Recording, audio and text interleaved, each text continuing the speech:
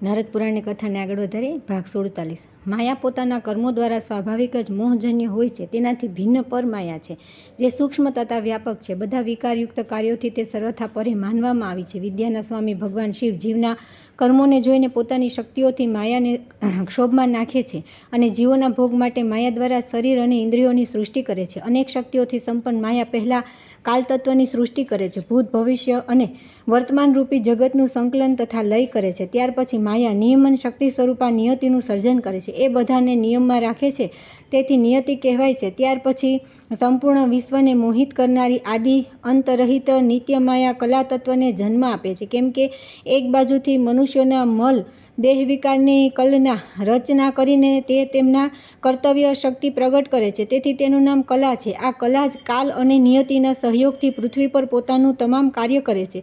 તે જ પુરુષને વિષયોનો અનુભવ કરાવવા માટે પ્રકાશ સ્વરૂપ વિદ્યા નામક તત્વ ઉત્પન્ન કરે છે। વિદ્યા પોતાના કર્મથી જ્ઞાન શક્તિના આવરણનું ભેદન કરીને જીવાત્માઓને વિષયોના દર્શન કરાવે છે, તેથી તેને કારણ માની ગઈ છે, કેમ કે તે વિદ્યા ભોગ્ય ઉત્પન્ન કરે છે, જેનાથી પુરુષ પ્રબુદ્ધ શક્તિ થઈને પરમ કારણ દ્વારા મહતત્વ વગેરેને પ્રેરિત કરીને ભોગ્ય ભોગ અને ભોગતાની કલ્પના કરે છે, તેથી તે વિદ્યા પરમ કારણ છે।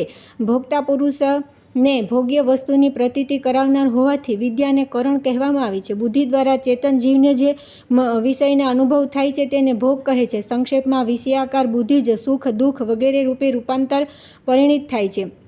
ભોગતાને ભોગ્ય વસ્તુનો અનુભવ આપમેળે જ થાય છે, વિદ્યા તેમાં સહાયક માત્ર હોય છે। જો કે બુદ્ધિ સૂર્યની જેમ પ્રકાશ માત્ર કરનારી છે, તથાપિ કર્મરૂપ હોવાના કારણે તેમાં સ્વયં કર્તવ્ય નથી, તે કરણાંતરોની અપેક્ષાથી જ પુરુષને વિષયોનો અનુભવ કરાવવામાં સમર્થ થાય છે।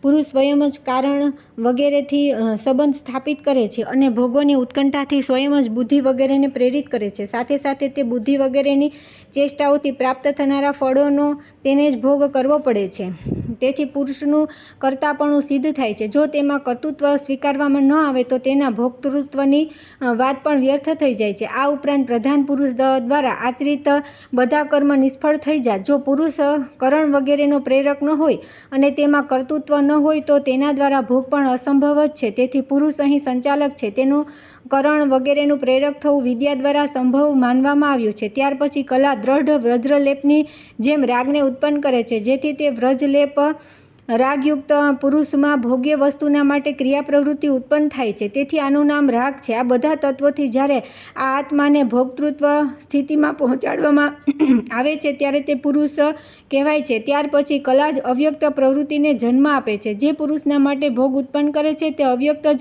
ગુણમય સપ્તગ્રંથિ વિધાનનું કારણ છે। આમાં ગુણોનો વિભાગ નથી, તેમનો જે આધાર છે તે પણ અવ્યક્ત જ કહેવાય છે। ગુણ 3 છે, તેમનું પ્રાગટ્ય અવ્યક્ત પ્રવૃત્તિથી જ થાય છે, તેમના નામ છે સત્વ રજ અને તમ। આ 3 ગુણો દ્વારા જ બુદ્ધ ઇન્દ્રિયોનું નિયમન અને વિષયોનો નિશ્ચય કરે છે। ગુણ દ્વારા ત્રિવિધ કર્મો અનુસાર બુદ્ધિ પણ સાત્વિક રાજસ અને તામસ 3 પ્રકારની છે। મહતત્વથી અહંકાર ઉત્પન્ન થાય છે, જે અહંભાવ વૃત્તિથી યુક્ત હોય છે। આ અહંકારથી જ સંભેદ અહંકાર ઇન્દ્રિયો વગેરે રૂપમાં પરિણિત થવાથી વિષય વ્યવહારમાં આવે છે। અહંકાર સત્વાદી ગુણોના ભેદથી 3 પ્રકારનો હોય છે, તેમના નામ તેજસ રાજસ અને તામસ। અહંકાર તેમાં તેજસ અહંકારથી મન સહિત જ્ઞાનેન્દ્રિયો પ્રગટ થાય છે, જે સત્વગુણના પ્રકાશથી યુક્ત થઈને વિષયોનો બોધ કરાવે છે। ક્રિયાના હેતુભૂત રાજસ અહંકારથી કર્મેન્દ્રિયો ઉત્પન્ન થાય છે।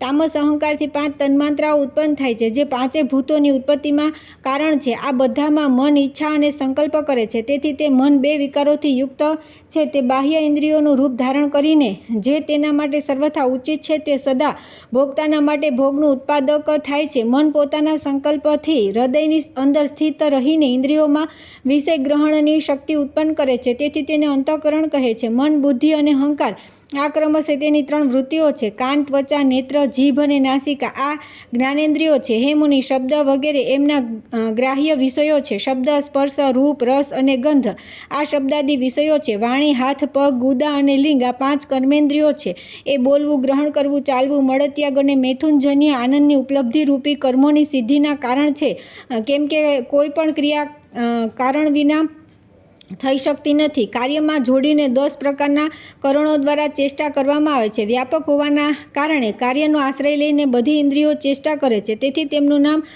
નામકરણ છે। આમ આકાશ વાયુ તેજ જળ અને પૃથ્વી આ 5 તન્માંત્રાઓ છે। આ તન્માંત્રાઓથી આકાશ આદિ 5 ભૂત પ્રગટ થાય છે, જે એક એક વિષય વિશેષ ગુણના કારણે પ્રસિદ્ધ છે. શબ્દ આકાશનો મુખ્ય ગુણ છે, પરંતુ તે 5 ભૂતોમાં સામાન્ય રૂપે ઉપલબ્ધ થાય છે. સ્પર્શ વાયુનો વિશેષ ગુણ છે, પરંતુ તે વાયુ વગેરે 4 ભૂતોમાં વિદ્યમાન છે. રૂપ તેજનો વિશેષ ગુણ છે, જે તેજ વગેરે 3 ભૂતોમાં ઉપલબ્ધ છે. રસ જળનો વિશેષ ગુણ છે, જે જળ અને પૃથ્વી બંનેમાં વિદ્યમાન છે, તથા ગંધ નામક ગુણ માત્ર પૃથ્વીમાં જ ઉપલબ્ધ છે. આ 5 ભૂતોના કાર્ય ક્રમશઃ આ પ્રમાણે છે: અવકાશ, ચેષ્ટા, રસોઈ બનાવી, સંગ્રહ અને ધારણ. વાયુમાં ન શીત સ્પર્શ છે, ન ઉષ્ણ. જળમાં શીતળતા છે, તેજમાં ઉષ્ણતા છે. અગ્નિમાં ચળકતું શ્વેતરૂપ છે અને જળમાં મંદ શ્વેત, પૃથ્વીમાં શ્વેત વગેરે અનેક વર્ણ છે. રૂપ માત્ર 3 ભૂતોમાં છે.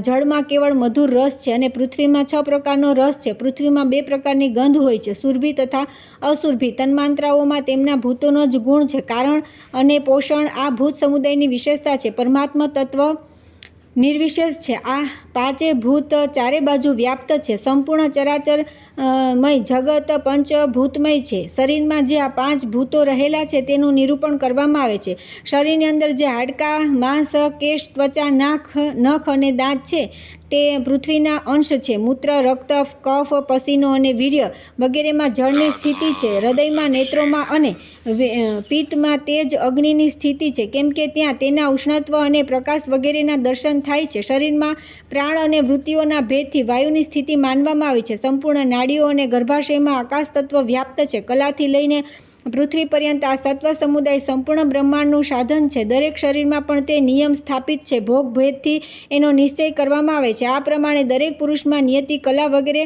તત્વ કર્મવશ પ્રાપ્ત થયેલા છે, વિચરે છે,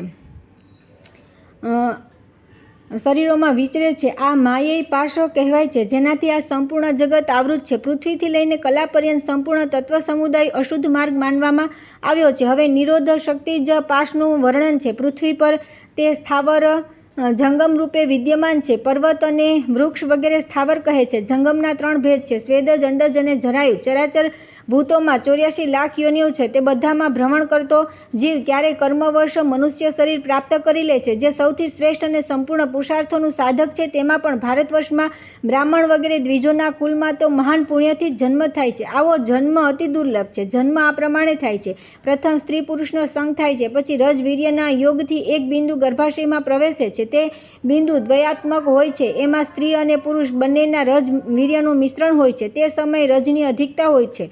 કન્યાનો જન્મ થાય છે અને વીર્યની માત્રા અધિક હોય તો પુત્રની ઉત્પત્તિ થાય છે. તેમાં મલ, કર્મ અને પાશથી બંધાયેલો કોઈ આત્મા જીવભાવને પ્રાપ્ત કરે છે. તે મલ, માયા અને કર્મ ત્રિવિધ પાશથી યુક્ત હોવાના કારણે સકલ કહેવાય છે. ગર્ભમાં માતાના ખાધેલા જળ વગેરેથી પોષિત થઈને તેનું શરીર વધતું રહે છે. તેનું શરીર જરાયું ઢંકાયેલું હોય છે અને અનેક પ્રકારના દુઃખોથી તેને પીડા થતી રહે છે. આ પ્રમાણે ગર્ભમાં સ્થિત જીવ પોતાના પૂર્વજન્મના શુભાશુભ કર્મનું સ્મરણ કરીને વારંવાર દુઃખી થતો રહે છે. પછી યથાસમયે તે બાળક સ્વયં પીડિત થઈને માતાને પણ પીડા આપતો રહીને નીચે મુખે યોનિમાંથી બહાર નીકળે છે. બહાર આવીને તે ક્ષણભર અચેત રહે છે, પછી રડવા ઈચ્છે છે. ત્યાર પછી ક્રમશઃ દરરોજ વૃદ્ધિ પામતું તે બાળક પૌગંડ વગેરે અવસ્થાઓને પાર કરી યુવાવસ્થા પ્રાપ્ત કરે છે. આ લોકમાં દેહધારીઓનો આ જ ક્રમથી પ્રાદુર્ભાવ થાય છે. જે સંપૂર્ણ લોકો પર ઉપકાર કરનારા દુર્લભ માનવ જીવનને પ્રાપ્ત કરી પોતાના આત્માનો ઉદ્ધાર કરતો નથી, તેનાથી વધીને પાપી બીજો કોણ છે? આહાર, નિંદ્રા, ભય અને મૈથુન આ સંપૂર્ણ પશુ વગેરે જીવોના માટે સમાન છે. જે મૂર્ખ આ જ 4 વાતોમાં ફસાયેલો છે તે આત્મઘાતી છે. પોતાના બંધનને કાપી નાખવા અને મનુષ્યોનો વિશેષ ધર્મ છે બંધનના નાશનો ઉપાય. પાશ બંધનનો વિચ્છેદ દીક્ષાથી જ થાય છે. તેથી બંધનનો વિચ્છેદ કરવા માટે મંત્ર દીક્ષા લેવી જોઈએ. દીક્ષા તથા જ્ઞાન શક્તિથી પોતાના બંધનનો નાશ કરી શુદ્ધ આત્મા તરીકે સ્થિત થયેલ પુરુષનું મોક્ષને પ્રાપ્ત થાય છે. જે પોતાનું શક્તિરૂપી દ્રષ્ટિથી ભગવાન શિવનું ધ્યાન અને દર્શન કરે છે અને શિવ મંત્રોથી તેમની આરાધનામાં તત્પર રહે છે, તે સ્વયંનો અને બીજાનો હિતકારી છે. શિવરૂપી સૂર્યની શક્તિરૂપી કિરણોથી સમર્થ થયેલા ચૈતન્ય દ્રષ્ટિ દ્વારા પુરુષ આવરણને પોતાનામાં લીન કરીને શક્તિ વગેરેની સાથે શિવનો સાક્ષાત્કાર કરે છે. અંતઃકરણની જે બોધ નામક વૃત્તિ છે તે બેડીની જેમ પાશરૂપ હોવાના કારણે મહેશ્વરને પ્રકાશિત કરવામાં સમર્થ થતી નથી. દીક્ષાત પાશનો ઉચ્છેદ કરવામાં સર્વોત્તમ હેતુ છે. તેથી શાસ્ત્રોક્ત વિધિથી મંત્ર દીક્ષાનું આચરણ કરવું જોઈએ. દીક્ષા લઈને પોતાના વર્ણને અનુરૂપ સદાચારમાં તત્પર રહી નિત્ય નૈમિતિક કર્મોનું અનુષ્ઠાન કરવું જોઈએ.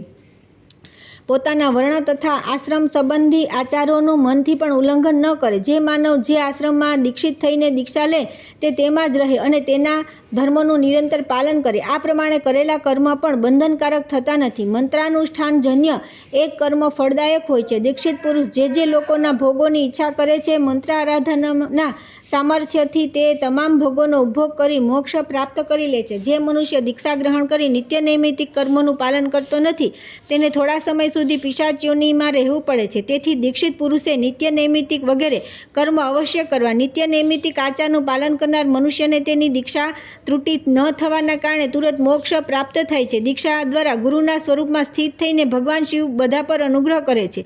જે લોક પરલોકમાં આસક્ત થઈ કૃત્રિમ ગુરુ ભક્તિનું પ્રદર્શન કરે છે તે સર્વ કાંઈ કરવા છતાં પણ વિફળતાને જ પ્રાપ્ત થાય છે અને તેણે ડગલે ને ડગલે પ્રાયશ્ચિતના ભાગી બનવું પડે છે. જે મન વાણી અને ક્રિયા દ્વારા ગુરુ ભક્તિમાં તત્પર છે તેને પ્રાયશ્ચિત લાગતું નથી.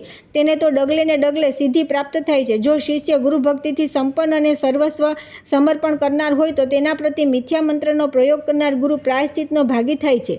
ત્યાર પછી આવે છે મંત્રના સંબંધમાં અનેક જાણવા યોગ્ય વાતો, મંત્રના વિવિધ દોષ તથા ઉત્તમ આચાર્ય અને શિષ્યના લક્ષણ.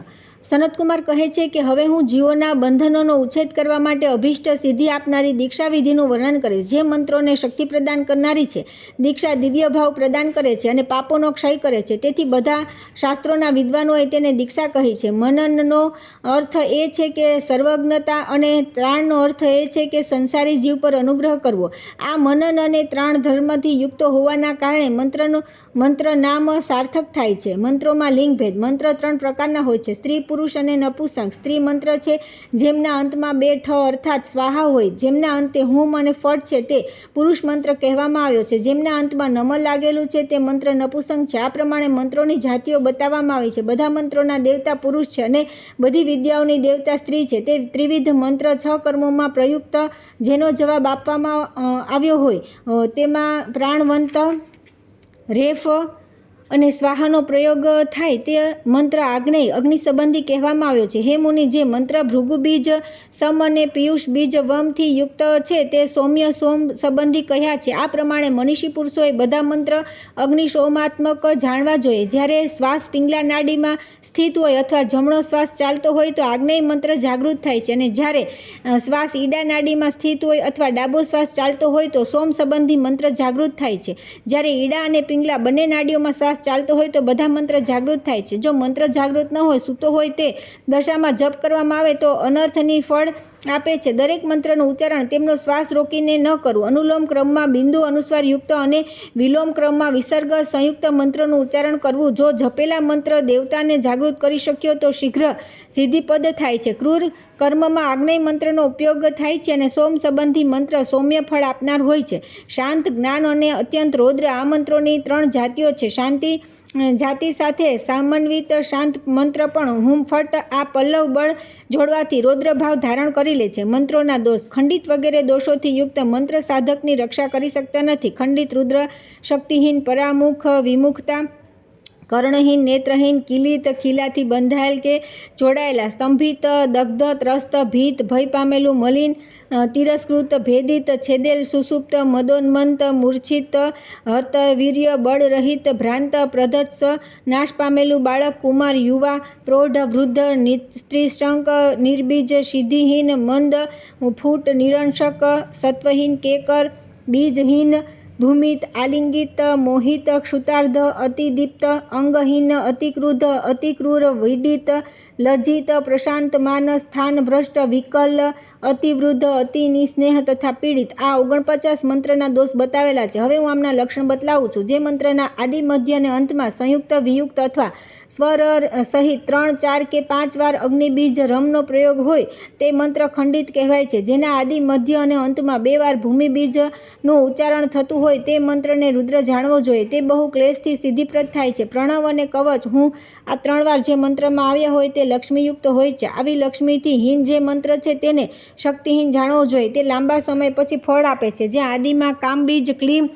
મધ્યમાં માયાબીજ હિમ અને અંતમાં અંકુશ બીજ ક્રોમ હોય તે મંત્ર પરામુખ જાણવો જોઈએ. તે સાધકને ચિરકાળમાં સિદ્ધિ આપે છે. જો આદિ, મધ્ય અને અંતમાં સાકાર જોવા મળે તો તે મંત્ર કર્ણીન બધિર કહેવામાં આવ્યો છે. તે બહુ કષ્ટ ઉઠાવ્યા બાદ થોડું ફળ આપે છે. જો પંચાક્ષર મંત્ર હોય પરંતુ તેમાં રેફ, મકાર અને અનુસ્વાર ન હોય તો તેને નેત્રહીન જાણવો જોઈએ. તે ક્લેશ ઉઠાવવા છતાં પણ ફળદાયી થતો નથી. આદિ, મધ્ય અને અંતમાં હંસ, પ્રાસાદ તથા વાઘબીજ એ હોય અથવા હંસ અને ચંદ્રબિંદુ યા સકાર, ફકાર અથવા હું હોય તથા જેમાં મા, પ્રા અને નમામી પદ ન હોય તો તે મંત્ર ક્લિત માનવામાં આવ્યો છે. એ જ પ્રમાણે મધ્યમાં અને અંતમાં પણ તે બે પદ ન હોય તથા જેમાં ફટ અને લકાર ન હોય તે મંત્ર સ્તંભિત માનવામાં આવ્યો છે. જે સિદ્ધિમાં અવરોધક છે. જે મંત્રના અંતમાં અગ્નિ બીજ, વાયુ બીજની સાથે હોય તથા જે 7 અક્ષરોથી યુક્ત દેખાતો હોય તે દગ્ધ સંજ્ઞક મંત્ર છે. જેમાં 2, 3, 6 યા 8 અક્ષરોની સાથે અસ્ત્રફળ દેખાય તે મંત્રને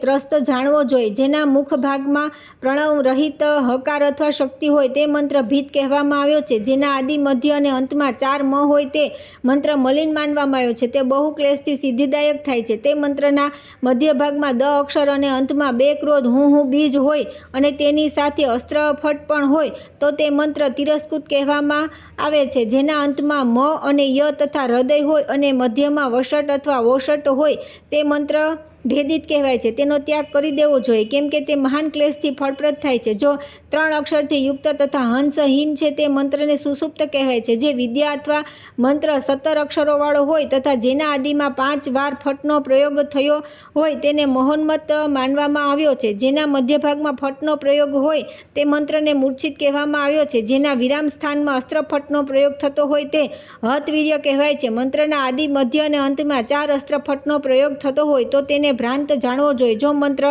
18 કે 20 અક્ષરવાળો હોય, કામ બીજ ક્લીમથી યુક્ત થઈને સાથે સાથે તેમાં હૃદય, લેખન અને અંકુશનો પણ બીજ હોય તો તેને પ્રધત્સ કહેવામાં આવે છે. 7 અક્ષરોવાળો મંત્ર બાલક, 8 અક્ષરોવાળો કુમાર, 16 અક્ષરોવાળો યુવા, 24 અક્ષરોવાળો પ્રૌઢ તથા 20, 64, 100 અને 400 અક્ષરોનો મંત્ર વૃદ્ધ કહેવામાં આવ્યો છે. પ્રણવ સહિત નરવાણ મંત્રનો નિસ્ત્રીંશંક કહે છે. જેના અંતમાં હૃદય કહેવાયું હોય, મધ્યમાં શિરોમંત્રનું ઉચ્ચારણ થતું હોય અને અંતમાં શિખા, વસટ, વર્મહું, નેત્ર, વોસટ અને અસ્ત્ર દ્રષ્ટ જોવા મળતા હોય તે મંત્રને નિર્બીજ માનવામાં આવ્યો છે. જેના આદિ, મધ્ય અને અંતમાં 6 વાર ફટનો પ્રયોગ જોવા મળતો હોય તે મંત્ર સિદ્ધિહીન હોય છે. 5 અક્ષરના મંત્રને મંદ અને એકાક્ષર મંત્રને ફૂટ કહે છે. તેને જ નિરંશક પણ કહેવામાં આવે છે. 2 અક્ષરનો મંત્ર સત્વહીન, 4 અક્ષરનો મંત્ર કેકર અને 6 કે 7.5 અક્ષરનો મંત્ર બીજહીન કહેવાય છે. 12.5 અક્ષરના મંત્રને ધૂમિત માનવામાં આવ્યો છે. તે નિંદિત છે. 3.5 બીજથી યુક્ત 20, 30 તથા 21 અક્ષરનો મંત્ર આલિંગિત કહેવામાં આવ્યો છે. તેમાં દંતસ્થાનીય અક્ષર હોય તે મંત્ર મોહિત બતાવ્યો છે. 24 કે 27 અક્ષરના મંત્રને ક્ષુધાર્થ જાણવો જોઈએ. તે મંત્ર સિદ્ધિ રહિત હોય છે. 11, 25 અથવા 23 અક્ષરનો મંત્ર દપ્ત કહેવાય છે. 26, 36 અને 29 અક્ષરના મંત્રને હિનાંગ માનવામાં આવ્યો છે. 28 અને 31 અક્ષરનો મંત્ર અત્યંત ક્રૂર અને અતિ ક્રુદ્ધ જાણવો જોઈએ. તે સંપૂર્ણ કર્મોમાં નિંદિત માનવામાં આવ્યો છે. 40 અક્ષરોથી લઈને 63 અક્ષરો સુધીનો જે મંત્ર છે તેને વ્રીડિત, લજ્જિત સમજવો જોઈએ. તે સર્વ કાર્યોની સિદ્ધિમાં અસમર્થ હોય છે. 65 અક્ષરના મંત્રને શાંત માનસ જાણવો જોઈએ. હે મનુષ્ય શ્રેષ્ઠ, 65 અક્ષરોથી લઈને 99 અક્ષરોના સુધીના જે મંત્ર છે તેમને સ્થાનભ્રષ્ટ જાણવા જોઈએ. 13 કે 15 અક્ષરના જે મંત્ર છે તેમને સર્વતંત્ર વિશારદ વિદ્વાનો વિકલ કહ્યા છે. 100, 150, 200 અને 91 અથવા 300 અક્ષરોના જે મંત્રો હોય તે નિસ્નેહ કહ્યા છે. હે બ્રહ્મન, 400 થી લઈને 1000 અક્ષરો સુધીના મંત્ર પ્રયોગમાં અત્યંત વૃદ્ધ માનવામાં આવે છે તેમને શિથિલ કહ્યા છે.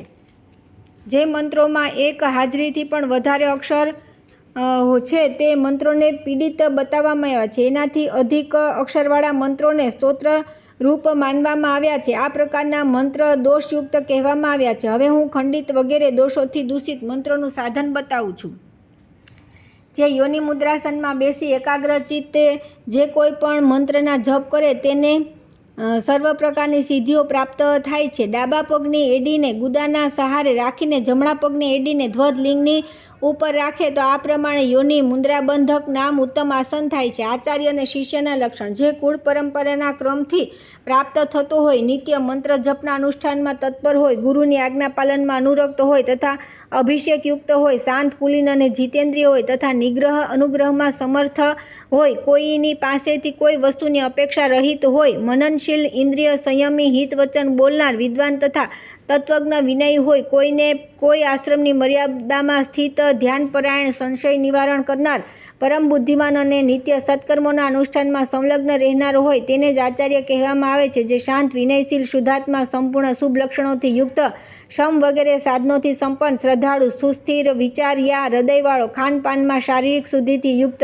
ધાર્મિક, શુદ્ધચિત્ત, સુદ્રઢ વ્રત તથા સુસ્થિર આચારથી યુક્ત, કૃતજ્ઞ અને પાપભીરુ હોય, ગુરુ સેવામાં લીન હોય, આવા શીલ સ્વભાવનો પુરુષ આદર્શ શિષ્ય થઈ શકે છે, અન્યથા તે ગુરુને દુઃખ આપનારો હોય છે. ત્યાર પછી આવે છે મંત્ર શોધન, દીક્ષાવિધિ, પંચદેવ પૂજા તથા જપપૂર્વક ઇષ્ટદેવ અને આત્મચિંતનનું વિધાન. સનતકુમારજી કહે છે કે ગુરુએ શિષ્યની પરીક્ષા લઈ મંત્રનું શોધન કરવું જોઈએ.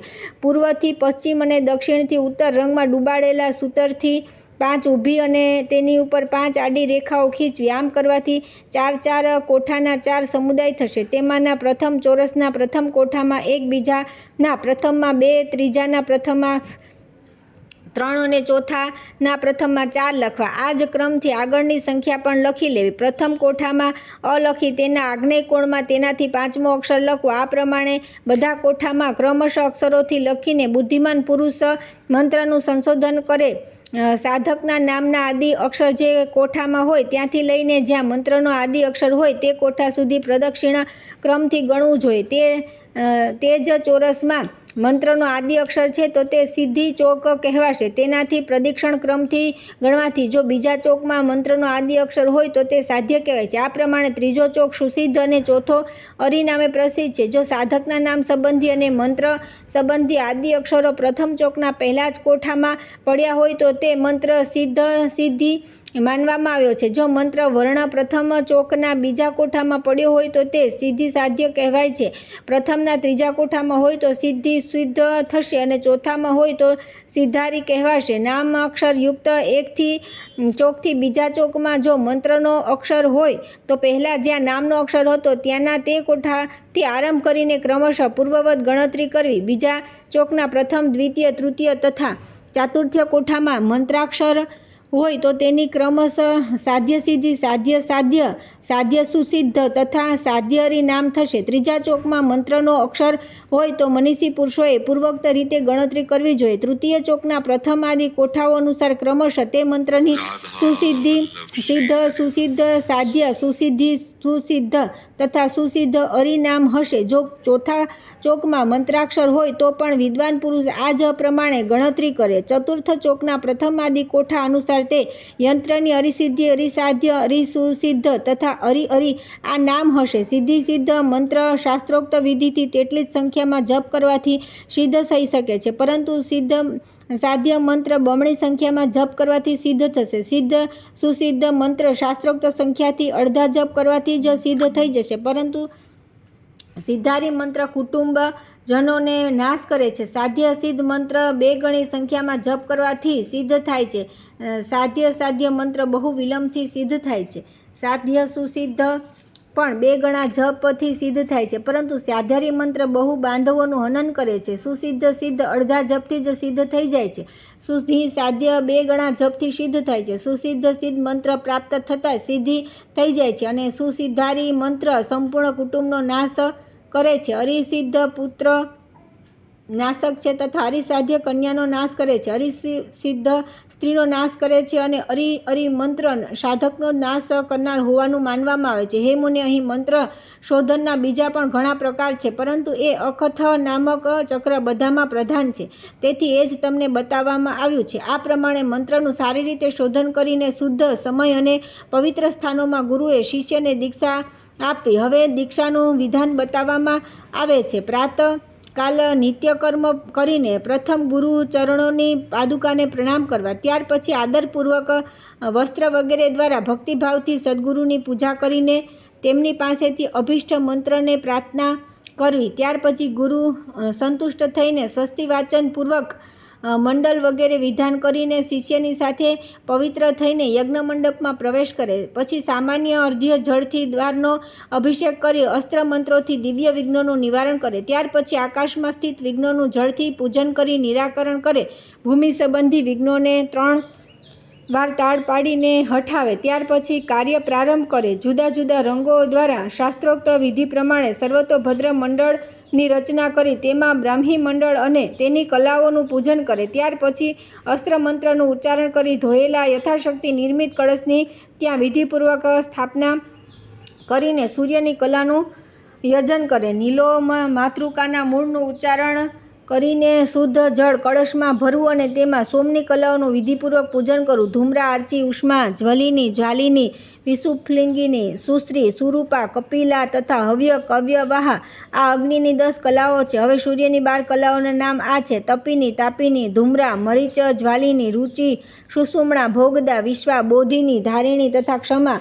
ચંદ્રમાની કળાઓના નામ આ પ્રમાણે છે: અમૃતા, માનદા, પૂષા, તુષ્ટિ, પુષ્ટિ, રતિ, ધૃતિ, શશિની, ચંદ્રિકા, કાંતિ, જ્યોત્સના, શ્રી, પ્રીતિ, અંગદા, પૂર્ણ અને પૂર્ણમૃતા. આ 16 ચંદ્રમાની કળાઓ છે. કળશને 2 વસ્ત્રોથી વીંટાળી તેમાં સર્વ ઔષધિઓ પધરાવી પછી નવરત્ન પધરાવી ને પંચપલ્લવ મૂકવા. ફણસ, આંબો, વડ, પીપળ અને વકુલ, મોલસરી આ 5 વૃક્ષોના પલ્લવોને અહીં પંચપલ્લવ કહ્યા છે.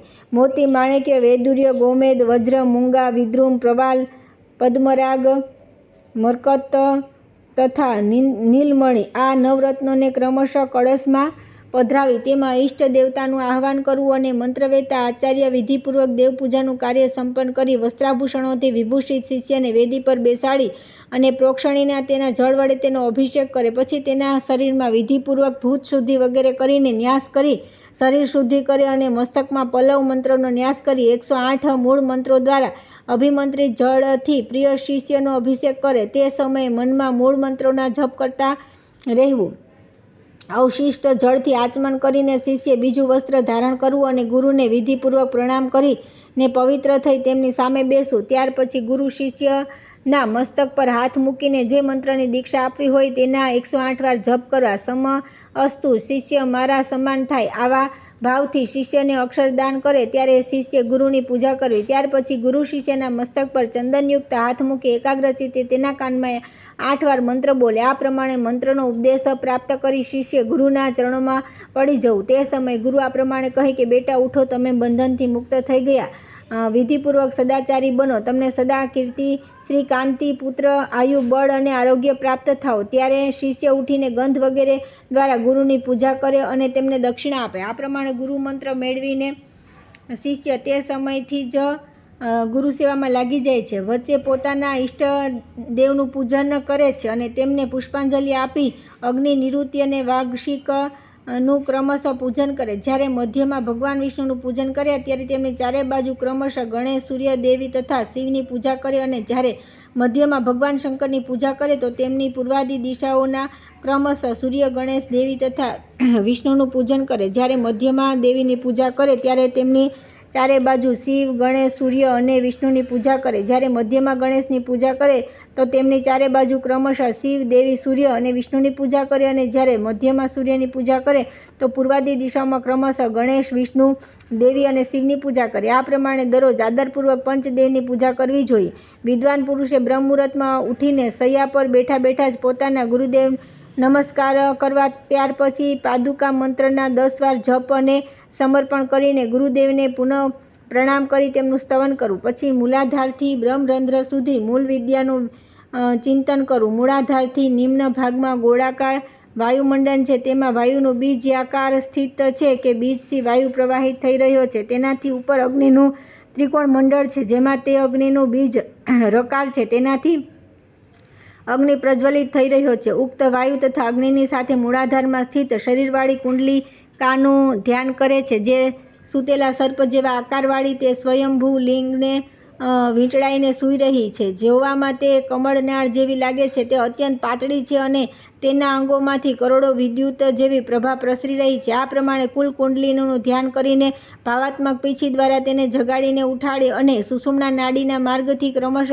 6 ચક્રોનું ભેદન કરનારી તે કુંડલીની ગુરુએ બતાવેલી વિધિ અનુસાર વિદ્વાન પુરુષ બ્રહ્મરંધ્ર સુધી લઈ જાય અને ત્યાંના અમૃતમાં ડૂબાડીને આત્માનું ચિંતન કરે. જાણે આત્મા તેના પ્રભાપુંજથી વ્યાપ્ત છે. તે નિર્ભય, ચિન્મય તથા નિર્મળ, ચિન્મય તથા દેહ વગેરેથી પર છે. પછી તે કુંડલિનીને પોતાના સ્થાન પર પહોંચાડીને હૃદયમાં ઈષ્ટદેવનું ચિંતન કરે અને માનસિક ઉપચારોથી તેમનું પૂજન કરીને કહે કે આદિદેવ, લક્ષ્મીકાંત, વિષ્ણુ, ત્રિલોકોનું ચૈતન્ય તમારું સ્વરૂપ છે. તમારી આજ્ઞાથી જ પ્રાતઃકાળે ઉઠીને તમારું પ્રિય કરવા માટે હું સંસાર યાત્રાનું અનુસરણ કરીશ. હે બ્રહ્મન, જો ઈષ્ટદેવ કોઈ બીજા હોય તો ઉપરના મંત્રમાં વિષ્ણુ વગેરે સ્થાનમાં કલ્પના દ્વારા તેના વાચક શબ્દો યા નામનો પ્રયોગ કરી લેવો જોઈએ. ત્યાર પછી સંપૂર્ણ સિદ્ધિના માટે અજપા જપ નિવેદન કરવા. દિવસ રાતમાં જીવ 21,600 વાર સદા અજપા નામક ગાયત્રીના જપ કરે છે.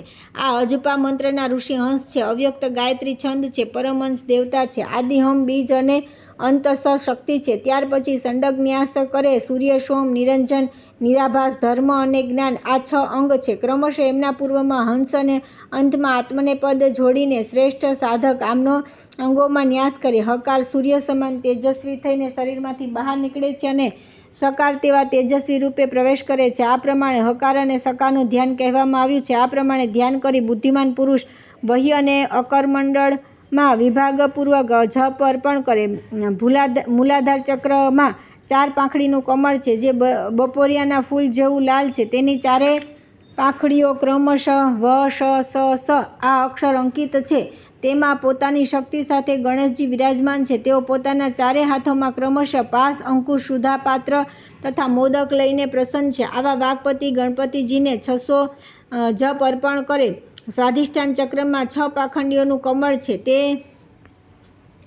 ચક્રનો રંગ મૂંગા જેવો છે. તેની 6 પાંખડીઓમાં ક્રમશઃ બ, ભ, મ, ય, ર, લ આ અક્ષર અંકિત છે. તેમાં કમળજન્મમાં બ્રહ્માજી હંસ પર આરૂઢ થઈને વિરાજમાન છે. તેમની ડાબી બાજુમાં તેમની બ્રહ્મશક્તિ સુશોભિત છે. તેઓ વિદ્યાના અધિપતિ છે. સ્ત્રુવા અને અક્ષરમાળા તેમના હાથોની શોભા વધારે છે. આવા બ્રહ્માજીને 6000 જપ અર્પણ કરવા. મણિપુરમાં ચક્રમાં 10 પાંખડીનું કમળ છે. તેની દરેક પાંખડી પર ક્રમશઃ ડ, ઢ, ણ, ત, થ, દ, ધ, ન, પ, ફ આ અક્ષર અંકિત છે. તેની પ્રભા વીજળીની ચળકતી વાદળ જેવી છે. જેમાં શંખ, ચક્ર, ગદા અને પદ્મ ધારણ કરનારા ભગવાન વિષ્ણુ લક્ષ્મી સહિત વિરાજમાન છે. તેમને 6000 જપ અર્પણ કરવા.